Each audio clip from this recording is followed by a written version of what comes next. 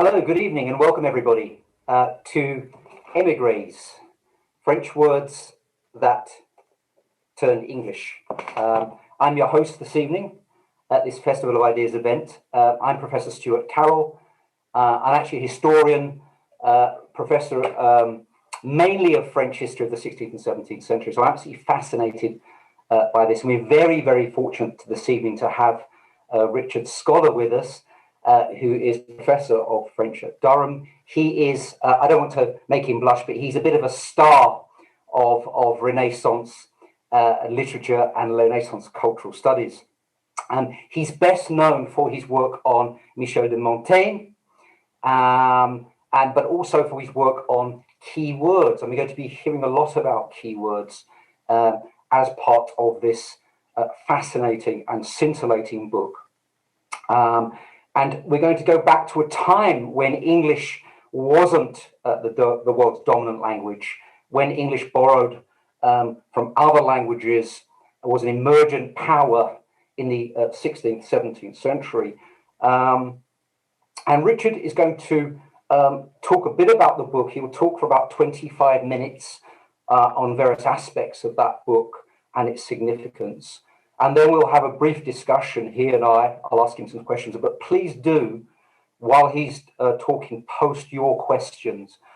This is an interactive event, and we really like to have your input. So please post your questions. I'll try and get through as many of those as possible. So you don't want to hear any more of me speaking. I'll hand over to Richard and let him introduce this fantastic and fascinating book on the migration of French words into the English language and their significance and use over the centuries. Thank you, Richard. Thank you very much indeed, Stuart, for that enormously generous introduction. And thank you also to everybody who is here this evening. I'm looking forward very much to talking to you later in the hour after I've told you a little bit about the work that I've done in this book and the broader issues that the book and my work deals with. I thank also, obviously, the organisers of the festival. It's a great pleasure to be here, even if only virtually. This talk is part of a series in this year's festival called Away with Words.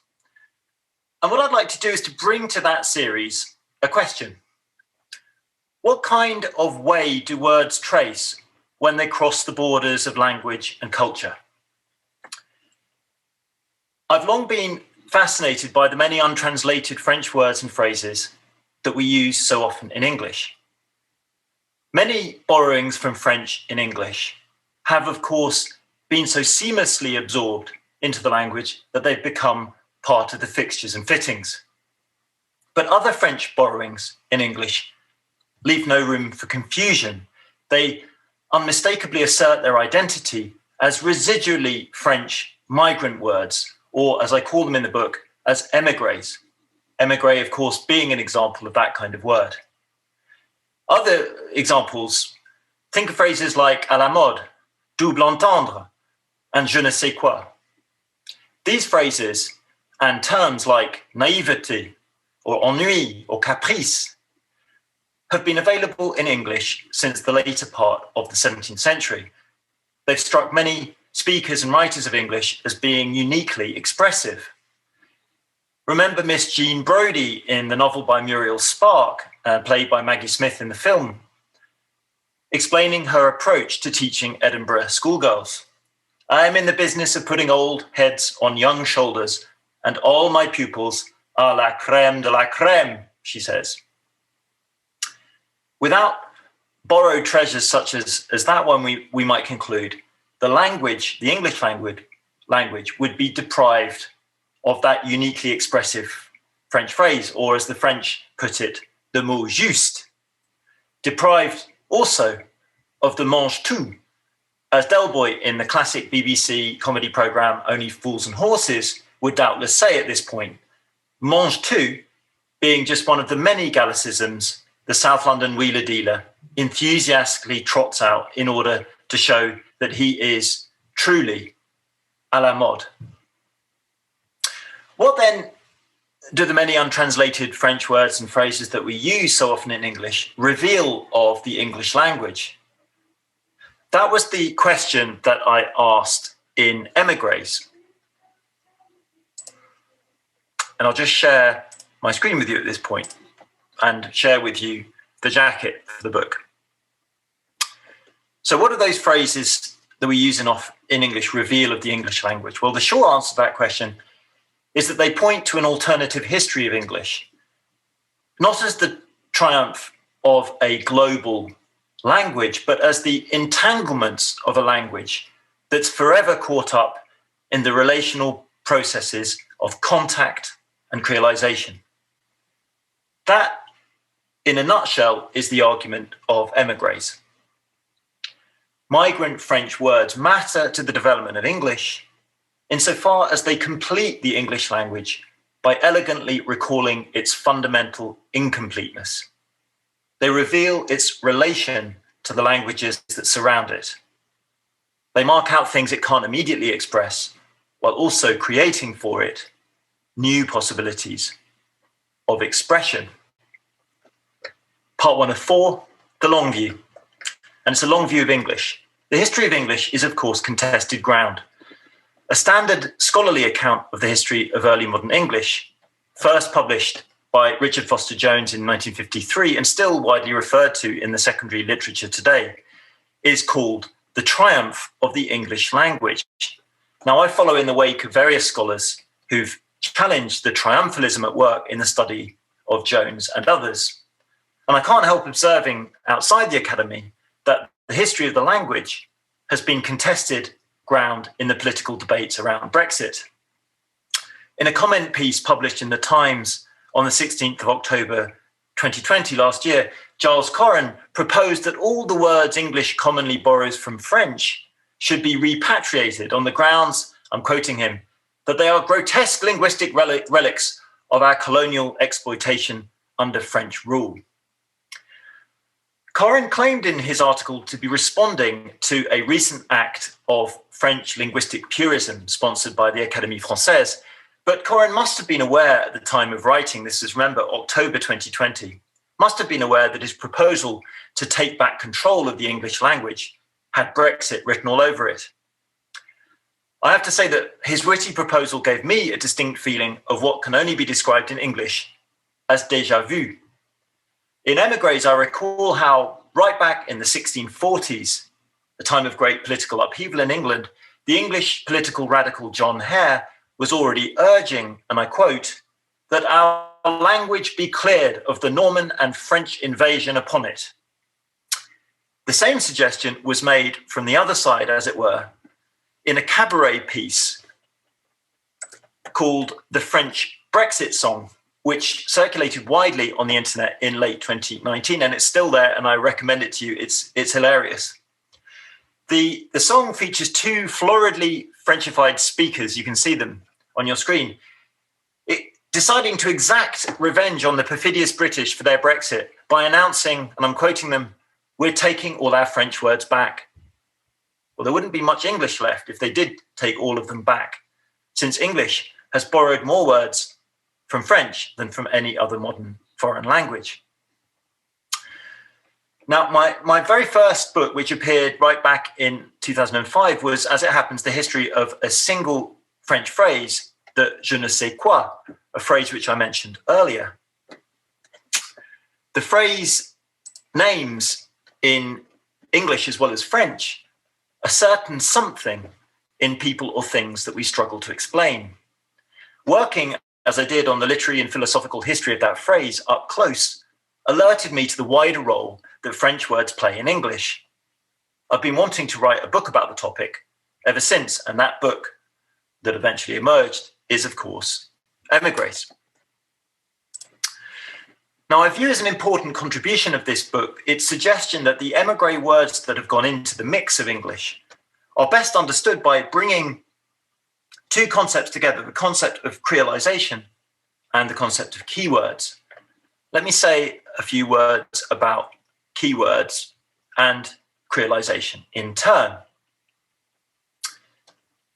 In his study Keywords, published first in 1976, Raymond Williams, a Cambridge professor of English, composed for modern Britain what he called in his book's subtitle, A Vocabulary of Culture and Society. Williams meant by this vocabulary the set of words that, as he says, we share with others, often imperfectly, when we wish to discuss many of the central processes of our common life. Williams didn't mean to imply by his study of keywords in history the view that, I'm quoting him, language simply reflects the processes of society and history. On the contrary, he observes, and I'm quoting him again, it's a central aim of this book to show that some important social and historical processes occur within language. Williams was, of course, building on previous work done in this vein by C.S. Lewis and William Empson, among others. Williams noted various limitations of his enterprise that subsequent scholars have sought to overcome, and I'm just going to briefly mention two of those. Williams saw the complex relations between words, concepts, and things as posing formidable theoretical challenges that he just hadn't been able to resolve in keywords. He pointed out a second limitation of the enterprise he'd taken in keywords that I'd like to mention, and that's the book's largely Anglo-centric and monolingual focus and approach. Now, some of Williams's successors in this kind of work have addressed this limitation of his vocabulary. And the slide I've just put up gives some examples of these attempts. Early modern French keywords are, of course, at the heart of the book I've just published. I was, I think, by contrast with most of the studies listed on this slide, I was concerned with words that English speakers continue today to share as they discuss the central processes of their common life. So I drew inspiration from Williams's keywords in the transhistorical dimension of that book. But I also wanted to show that his pioneering vocabulary of culture and society lacked an entire category of keywords, and that is keywords of conspicuously foreign derivation. What role, I wanted to ask, have those words, and specifically French words in particular, played in the making of modern English? And why have they tended to excite fear and loathing, as well as fascination, among speakers of English? It was those questions that caused me to bring, as I've said a moment ago, to the study of keywords, the concept of creolization. I suggest that émigré words show English being made by mixing with foreign words in a creolizing process connected to colonialism at home and abroad. A word then about creolization, this notion of creolization. Creolization emerged as an important concept in the work of Caribbean intellectuals such as Edouard Glissant and Stuart Hall, who defined creolization as a mixing of languages and cultures that takes place among highly unequal relations of power, primarily, in the Caribbean case, those that existed between slaves and their owners. Yet creolization has yet to be considered fully for its shaping of cultural relations within Europe over the centuries. And I start to fill that gap in émigrés and hope, therefore, to contribute, if you like, to the development of creolization as a way of thinking, as a conceptual model. And I do that by applying the model to the case of England and English. Now, this, I realize, is a controversial intervention in the concept of creolization, and a risky one. I don't wish to claim that the English ever experienced colonial conquest and domination of the same kind or in the same manner as African victims of the slave trade did. But the English did suffer conquest and domination at the hands of William the Conqueror and his fellow Normans in 1066, and they've never forgotten it. Much connects 1066 to 2016 in a certain English imagination. Language since 1066 has always been seen as one key marker of the wealth and privileges enjoyed by the Normans and their descendants in the nobility and gentry of the three kingdoms of England, Ireland, and Scotland. The characteristic English response towards the importation of French language and culture is ambivalence, an ambivalence that results from the mixing of fascination with fear of domination. Writers of the Restoration in England, the period following the English Civil War of the late 17th century, writers like John Evelyn and John Dryden promised to exercise that fear of domination by redeploying the fashionable treasures of France while speaking the language of English patriotism. The Restoration saw, and that's why it deserves its name, the restoration to the English throne of second Charles Stuart, who had spent the period of the English Republic in France, who was the cousin of Louis XIV of France, who brought back to England at the Restoration a highly Frenchified court culture. And that fashion for that fashion for French language and culture in England then and now is inextricably entangled with the questions of inequality, hierarchization, control, and resistance that are central to the creolizing process. Creolizing, when duly adapted to its new situation, I think is well placed to show how the long history of England as first colonized and then colonizer accompanies the development of English in its entangled relation to French. That relation continues to underlie the ambivalent attitude of so many Anglophones towards French. Now, I trace that creolizing entanglement and the ambivalence it occasions in the histories of the particular words and phrases that provide me with my focus in Émigrés. So this second part of the talk offers a look inside the book and an overview of its main findings. I open part one of the book by exploring one of Delboy's favorite French phrases, à la mode. And I do so on the grounds that perhaps no phrase captures more succinctly than à la mode the fascination in the English-speaking world with all things French. But I show also that the phrase betrays at the same time some of the fear felt towards the influence of French fashion, of French culture and society. Many in England viewed France as actually or potentially hostile in intent, even as they admired its culture and language.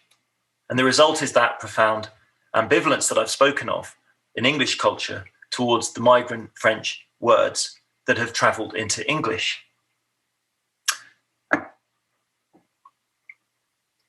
Some of those words come under the focus in the second part of the book.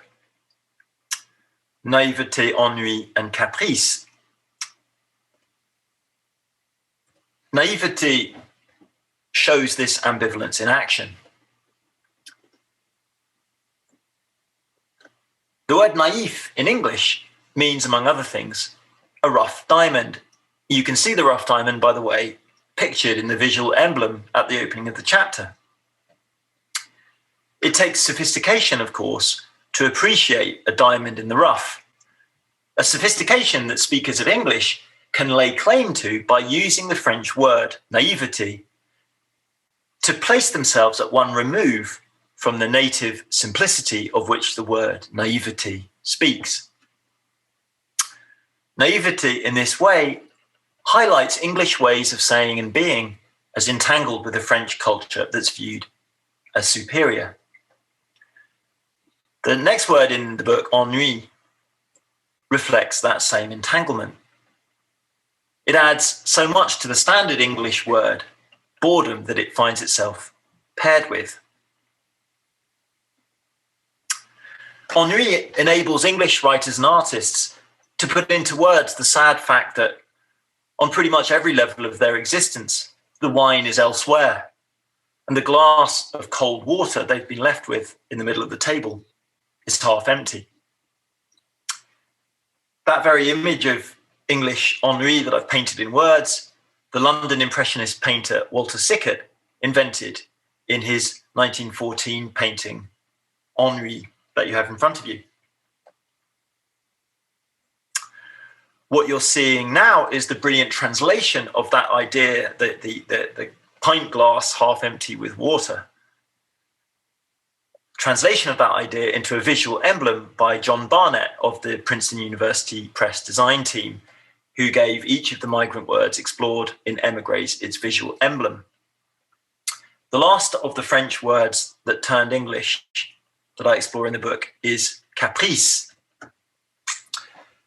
Caprice has thrived in the contact zone between languages, bearing witness to the struggle between control and resistance to control, encapsulating the freak, the deviant creativity of those who inhabit the contact zone between languages and who elude binary oppositions.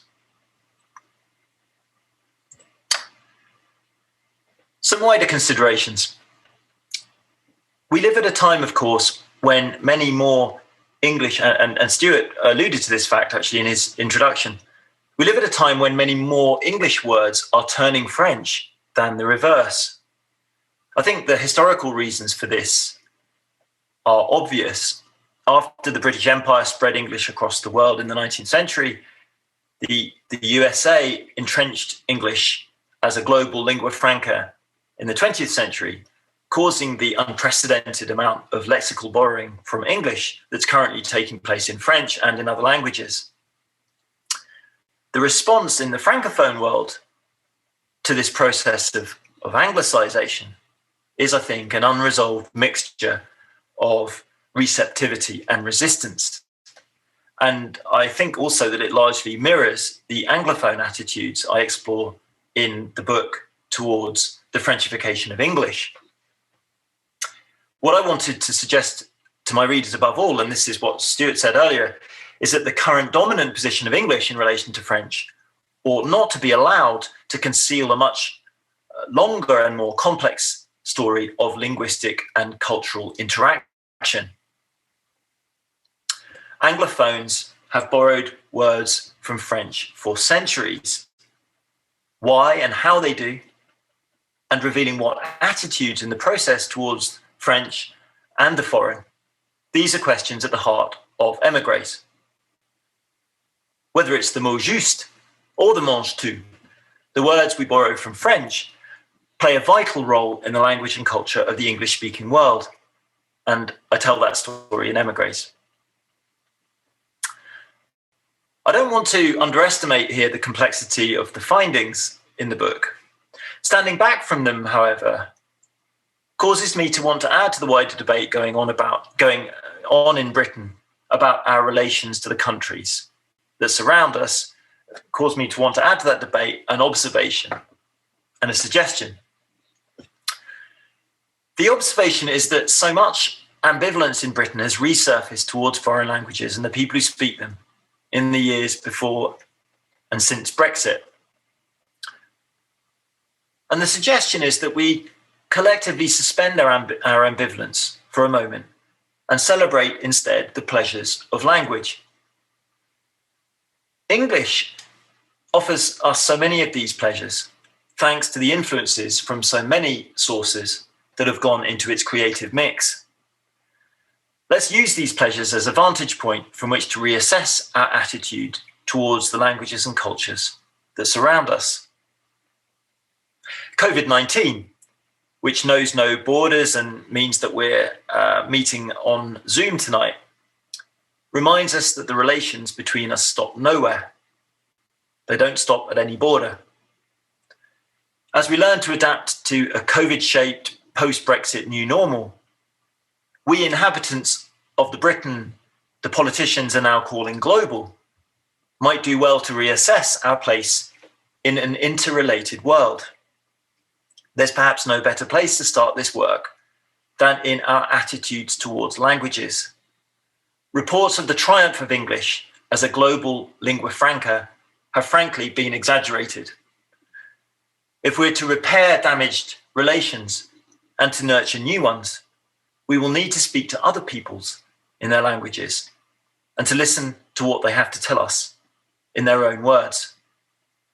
I recognise that learning languages, can seem a daunting task, but we speakers of English are already more multilingual than perhaps we realise.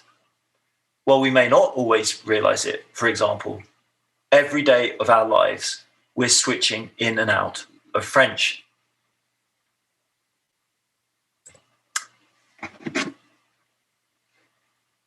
I wanted to finish, but Stuart, perhaps I should finish now.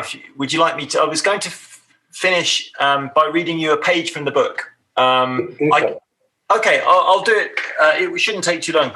I wanted to offer it as a final example of what I meant. I was asked recently in an interview about the book the following question: if a just browsing reader were to open your book in a bookshop, which pages would you hope were encountered first, and why? And I had to give this some thought before the obvious answer revealed itself to me, which is that I'd hope to see the just browsing reader find their way to the book's opening page. That page leads the reader into the centre of the book's preoccupations by an indirect route, for it reveals an émigré word at work in the unlikely setting of Winnie the Pooh, A.A. Milne's classic story for children of all ages. The French word is bonhomie. I show how that word bonhomie crackles with the energy of a literary work that in a single sentence reveals so much about English language and culture in its centuries-old entangled relation with French. So here's the page, and I'll just read it to you and then finish. It's widely to be observed that those wishing at little effort to lend a certain intrigue to their English conversation season it with a certain je-ne-sais-quoi or some other soupçon of Gallic garniture. Even the introverted Eeyore, on occasion, reaches for the mot juste. Eeyore's the old grey donkey who lives in a corner of a field that's forever England, in A.A. Milne's stories about Winnie the Pooh and friends. In chapter 6 of Winnie the Pooh, it's Eeyore's birthday, a fact that his friends have all forgotten. When Pooh Bear chances upon Eeyore and wishes him a good morning, Eeyore doubts that it is a good morning, hinting darkly, "We can't all, and some of us don't. That's all there is to it." Pooh asks Eeyore to explain.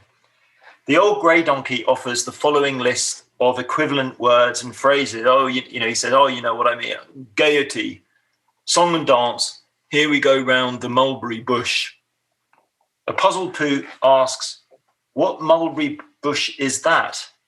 In response to which, the donkey merely continues his variations on the same theme. Bonhomie, went on Eeyore gloomily. French word, meaning bonhomie, he explained. I'm not complaining, but there it is. Et voilà, there it is indeed. The French word that bursts into flower in the midst of the most English sentence. A word of conspicuously French derivation serves Eeyore's purposes well. It would be too painful for him to name in plain English the simple happiness of being alive that the irrepressible Pooh clearly possesses that morning, and which the old grey donkey can't and doesn't, at the best of times, but especially when it's his birthday and they've all forgotten. Instead, Eeyore names obliquely the capacity for happiness that's denied him, alluding to popular English rhymes, here we go round the mulberry bush, and producing synonyms, gaiety and so on, that name this capacity for happiness. He brilliantly introduces the last of these synonyms, bonhomie, as a French word possessing the meaning of the self-same word in English. He thereby specifies that meaning as evident to the likes even of Pooh Bear, while using the Frenchness of the word to emphasize its distance from himself, the discontented grey English donkey. His single-worded code mixing of French and English at once connects him to and separates him from French ways of saying and being.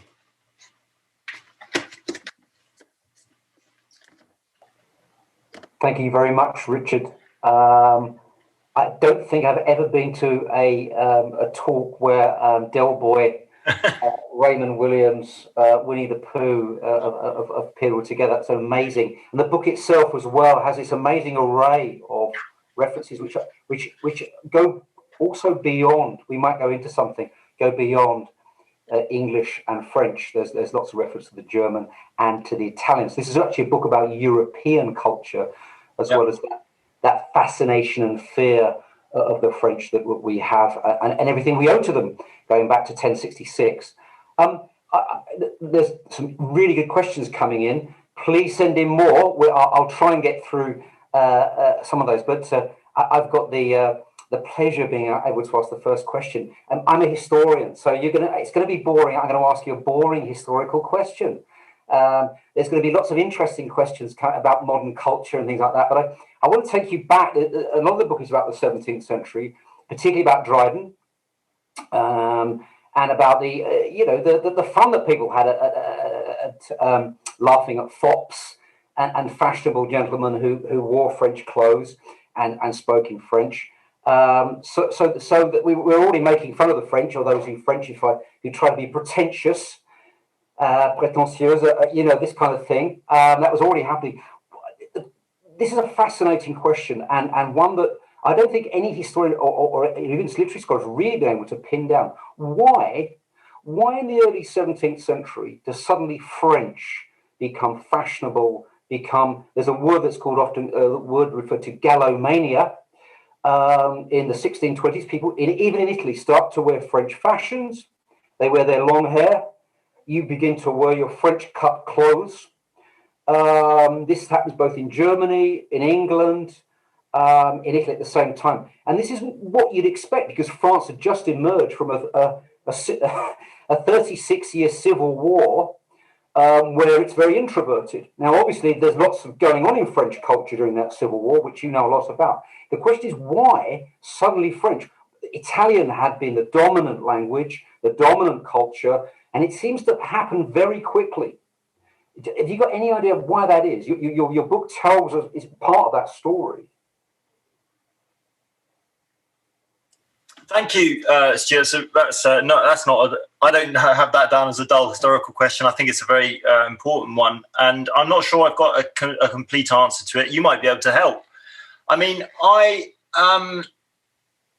so first thing to say is I think that. Yes, when I come on to Dryden, I'm talking about a later part of the 17th century, obviously the Restoration. I talked about it in the talk, but you're right that this is already happening before the English Civil War in the 1620s.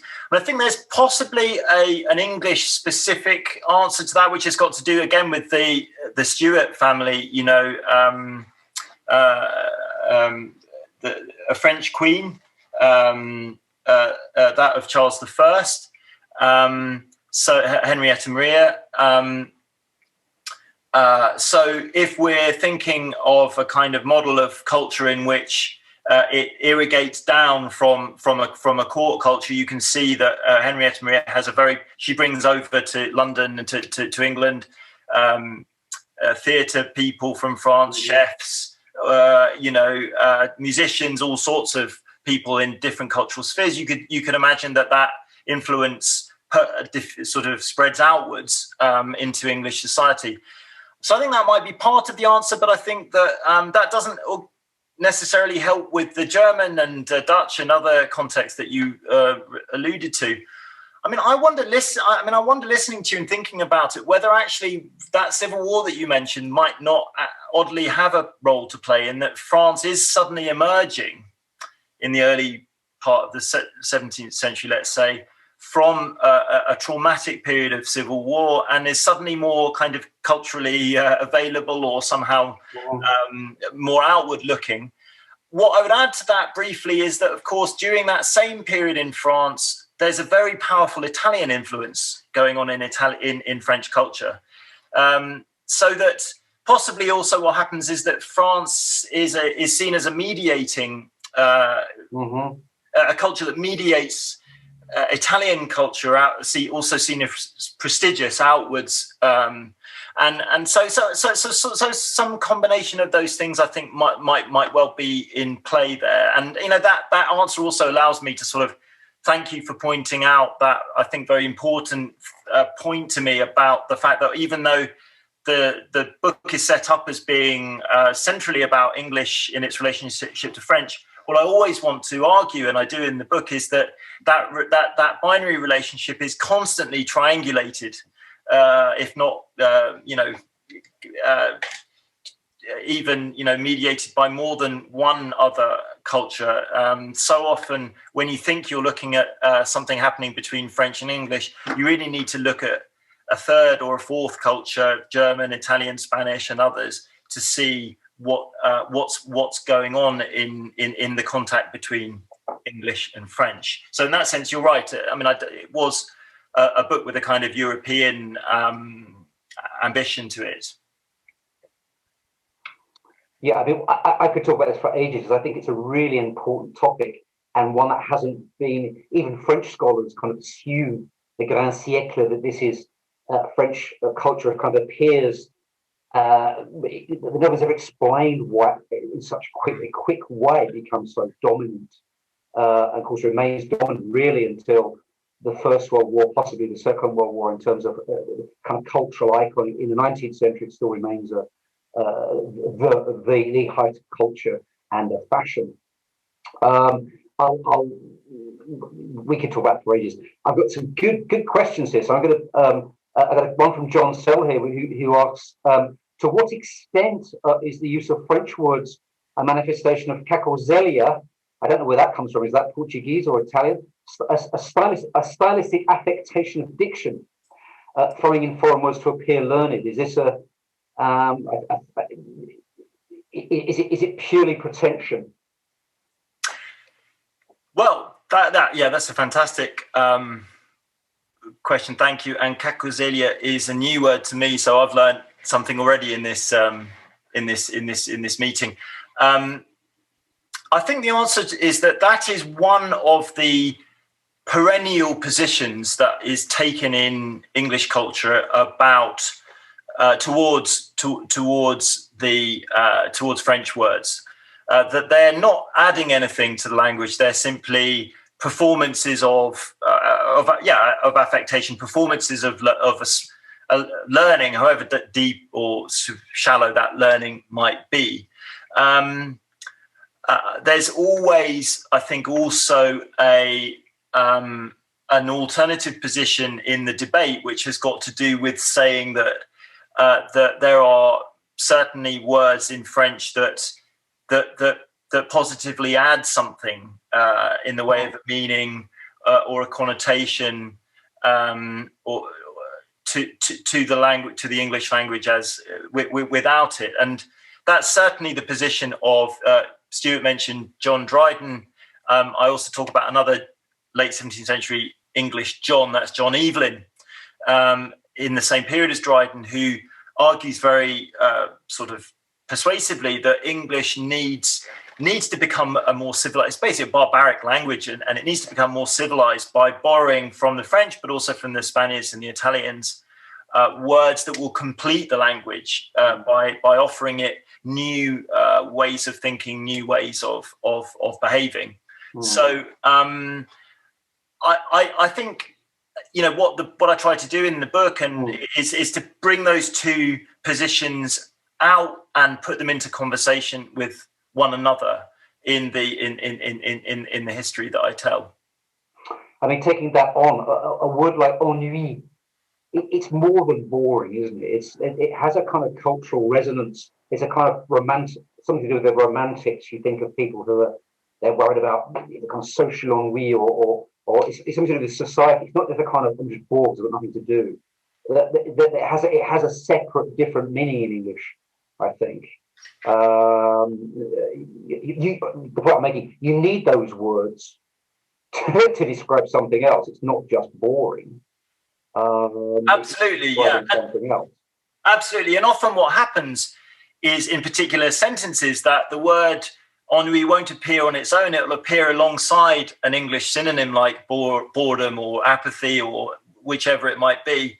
And and thereby indicate that there's more to the boredom than or the apathy that's being talked about in this sentence than the common or garden variety. So again, often a French word doesn't travel on its own through English. It's often accompanied by a synonym which it changes as it travels with it.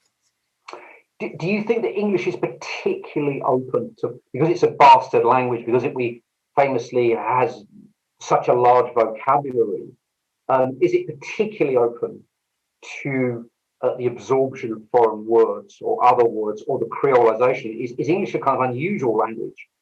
It doesn't, as you mentioned, I think, because there's no académie, or there's no the Italians also have the academies of language to police language and prevent kind of foreign language and words changing meaning. Is English a particular candidate for the absorption, for creolization, if you will?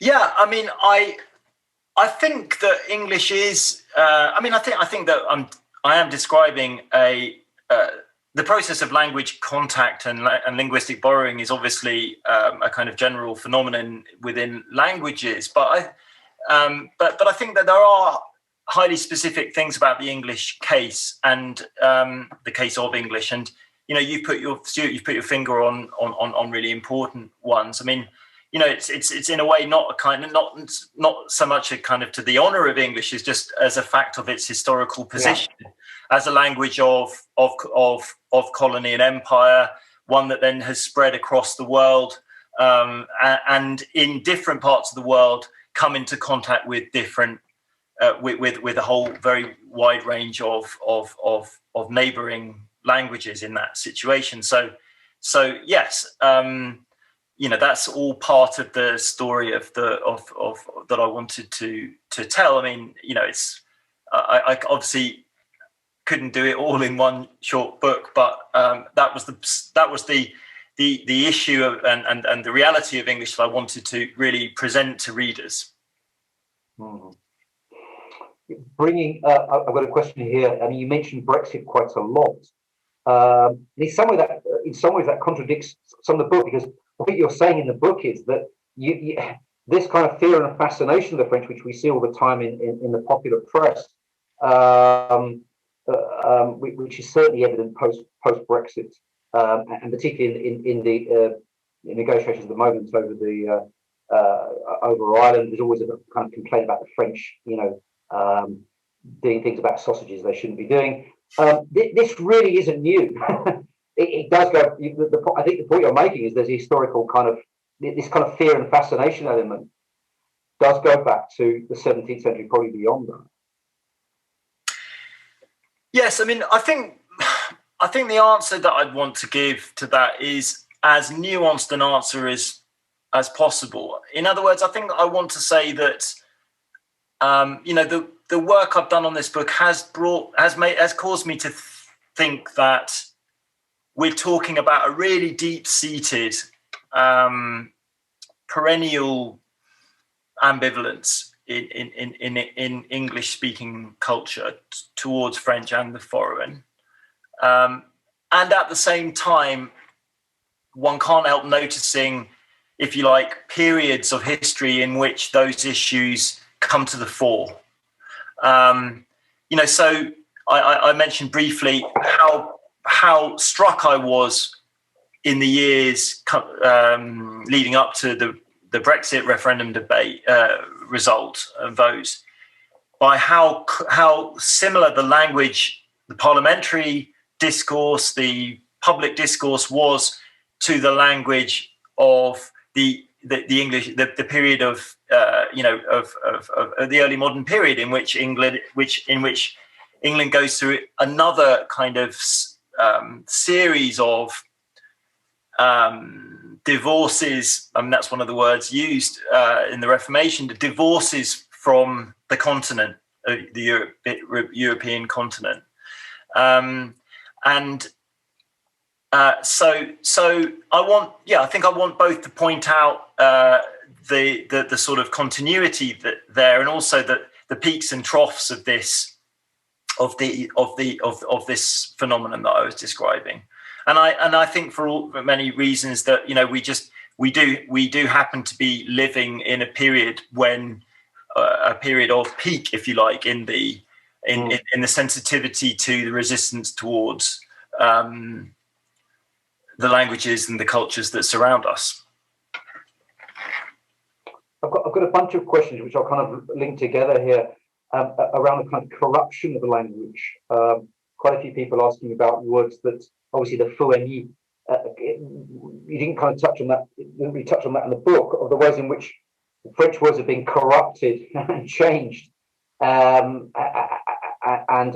often words which are ubiquitous in English. Any idea about why that process occurs, or is that just again an example of creolization, I guess? Yes, I think it is. I think it's exactly that. It's a process in which a word, like an instrument or a tool or something, is picked up and is able to be put to different uses, and it finds new uses in new contexts, and that is part of the joy of studying language, the way in which it's constantly changing, constantly finding new relevance, new applicability in new situations. And so, there are lots and lots of really, obviously my mind will go blank, but there are lots of really great examples in both directions between English and French of words coming into, coming into English from French, for example, taking on a life of their own, and then finding their way back into the source language with those new meanings accrued to them. Yeah. The example that springs to mind is not a good one particularly, but I can't help sharing it with you because it's a hot day and we should all be eating ice cream. You know that I talked about the phrase à la mode. Well, obviously in the North American, in Canada, in the US of A, if you ask for something à la mode, that means that you want it served with ice cream. And the reason I said, and it's just a completely standard part of American English now. The reason it's not a very good example of what I want to say is that I don't know that it's yet found its way back into French. I don't think in France you ask for something à la mode that means with ice cream. Try it out next time you go to France. But there's always a chance that it might work. Yeah. We've got a couple of examples. Tunnel and budget. Of kind of borrowings. I don't know. I wonder. One thing I was going to ask you. Obviously, why choose these? At least you choose hundreds of words. Were there ones you wanted to choose but didn't choose? You thought I wanted to do that, but I didn't have space. Or why these three particularly? What made these three stand out amongst the hundreds, that probably thousands of words you could have chosen? Was it just because they appeared in Dryden, or? Yeah. So exactly, yeah. I mean, there is a different version of this book, and it's been written actually. A much more kind of word listy kind of a book in which you really do the author tries to do a much more comprehensive trawl of all of the different words that English has borrowed from French. And I didn't want to write that book, partly because it has already been written and written better than I could do it, and also because of my interests in culture and literature. I think that I thought that literature and culture more broadly would offer me a really good way of understanding those processes of contact and change that we've been talking about. And so I wanted to really find a cluster of words that traveled into English in a particular moment of history and in a particular cultural context, because I thought that would allow me to track better the processes that I wanted to really think through. And so that helps to explain why caprice, ennui, naivety, which all appear as in the work of John Dryden and also in the work of John Evelyn, the other John, in the same period of English history. They're both saying these are words that English needs, and I wanted then to trace what they do. But I mean, there are many others that I might have put in. Actually, if I could mention one, it's in the book, but it sort of bubbles away under the surface a bit more than those that we've talked about before, and that's the word gallantry, or gallantry, or galanterie, or however you want to adapt that word into English. And I mention it because Gallantry in French in the 17th century comes to name the entire culture, if you like, of polite, civilized interaction and of accomplishment in the field of culture, which I think, if you like, defines that culture, that process, or that cultural model that France, as you were saying earlier, Stuart, then exports to the rest of the world. So it's a kind of uber keyword, if I may, in the sense that it defines something about the entire culture of France, which I think gives it that migratory, emigratory possibility. And so I look at how the English takes hold of that word, gallantry, and also sees it as an example of the qualities, if you like, of French civilization, that English is at that point thinking through, exploring, reacting to, liking, hating, all of the things that English does with French, gallantry. Yeah, I mean, I found that fascinating. Again, as a historian, I found that fascinating. In English, and possibly also in French, it has a slightly double-edged meaning, galant, because it can also mean a kind of hypersexuality, which in a very religious culture could be seen as dangerous and threatening. So certainly, I think one reason for the success of French was a kind of masculine culture, a particular fashion, which often was seen as effeminate, the long hair. If you think about that, the cavalier look. If you want to use the cavaliers are really a French look. It's à la mode. It's often seen as effeminate, libertine, which also has sexual overtones. So there's a lot related to sexuality, and of course that in the 17th century led to religion, and often in England fear of that, fear of sin, of foreign sin. So I don't know if you want to think a little bit more about as it were, when we talk about fashion, of course that's all often to do with sexuality. That's often been both a fascination in English and a fear of this kind of Catholic sort of libertine culture, which may or may not go on. But they see that us as buttoned up Puritans, for good or ill. So that's again a kind of that word gallant in English can have very pejorative overtones, I think. Oh yeah. There's a whiff, and there's more than a whiff of sexuality and all of that. I can't help reflecting as you talk that it's not for nothing that we have French kisses in English and also French letters. But this is perhaps taking us to a bit back to Del Boy. I think we've actually, I think we've actually pretty close to time here. Where you're right. Yeah, I hadn't noticed the time. We've gone from Del Boy to sexuality to religion. We've covered pretty much. What I would say about this book to all our listeners out there is that this is a fantastic read. It's not just about 3 words in English. It really does range across a lot of European culture. So please go out and buy it. It's very wittily, as you can hear from what Richard's been saying. It's very accessible and wittily written, but it has important things to say about us and our culture and the way in which we have changed. But actually, we haven't changed. We're not still rooted in the 17th century, but many of those things which we think about in terms of our fear and fascination of the French and Brexit are rooted, as Richard alluded, in our history. Are we European? Are we not? We are a hybrid language, Germanic, French, but we feel different. We feel we're part of this kind of Atlantic world, and it's part of our kind of identity. I guess it's part of our identity crisis.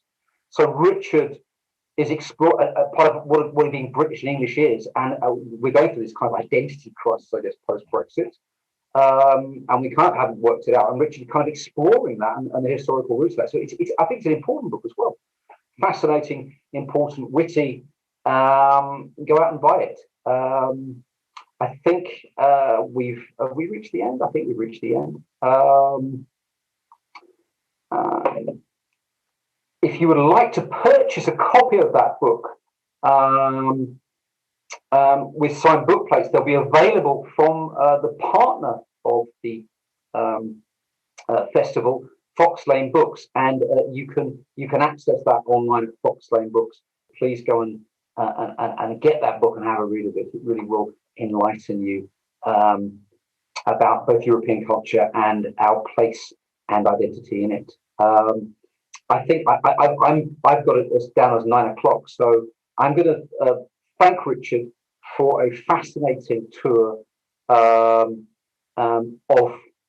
words we borrowed and their emigration and their story as immigrants in our immigrant aisle. If you enjoyed this event, you may be interested in other things. Will also be available on YouTube. So if you didn't manage to catch all of this, please listen in again and send it out to your friends and inform them of Richard's book. So thank you very much indeed. I'm Stuart Carroll. I'm going to sign out now and thank you very much for listening in. Enjoy the rest of the festival and enjoy your evening. Thank you, Richard.